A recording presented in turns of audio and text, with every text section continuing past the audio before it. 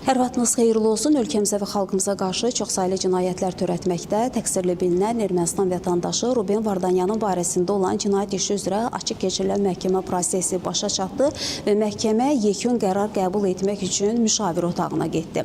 Bugünkü məhkəmə iclasında əvvəlcə zərərçəkmişlərin hüquqi varisləri son sözlə çıxış etdilər. Onlar fikirlərində təqsirləndirilən şəxs Ruben Vardanyanın ömürlük azadlıqdan məhrum olunmasını məhkəmədən xahiş etdilər. Sonra məhkəmə müdafiə tərəfinə son sözlə çıxış etmək üçün söz verdi.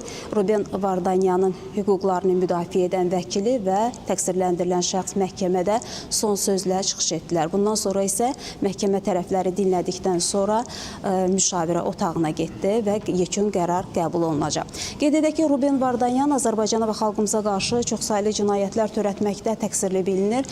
Ona qarşı Azərbaycan Respublikası Cinayət Məcəlləsinin çoxsaylı maddələri ilə, o cümlədən sülh və insanlıq əleyhinə cinayətlər, müharibə cinayətləri, terrorçuluğun maliyyələşdirilməsi, muzluluq və digər maddələri ilə ittihamlar irəli sürülür. Məhkəmə istintaqı bir ilə yaxındır ki, Bakı məhkəmə kompleksində aparılırdı. Ötən ilin yanvar ayında başlamışdı və ötən ilin sonunda isə məhkəmə istintaqı yekunlaşmışdı və əvvəlcə dövlət ittihamını müdafiə edən prokurorlar çıxış etmişlər və onlar çıxışlarında təqsirləndirilən şəxs Ruben Vardanyana qarşı irəli sürülən ittihamın məhkəmə istintaqında sübuta yetirildiyini bildirdilər və qeyd olundu ki, məhkəmə istintaqı zamanı kifayət qədər sübutlar, faktlar araşdırıldı, tədqiq olundu. Eyni zamanda yüzlərlə zərərçəkmiş və zərərçəkmişin hüquqi varisi məhkəmədə ifadə verdi. Bundan sonra isə dövlət ittihamını müdafiə edən tərəflər ittihamın təsdiqləndiyini bildirərək təqsirləndirilən şəxs Ruben Vardanyanın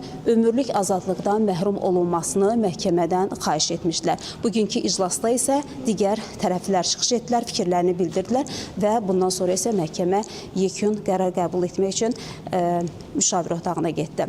Biz xəbərlərin növbəti buraxılışında bugünkü iclasla bağlı daha geniş reportajımız olacaq ki, orada geniş məlumatlar əksini tapacaq. Hələlik isə bu saata Bakı məhkəmə kompleksinə çatdıracaqlarımız bu qədər deyərək sözü yenidən mərkəzə, studiya ötürürük.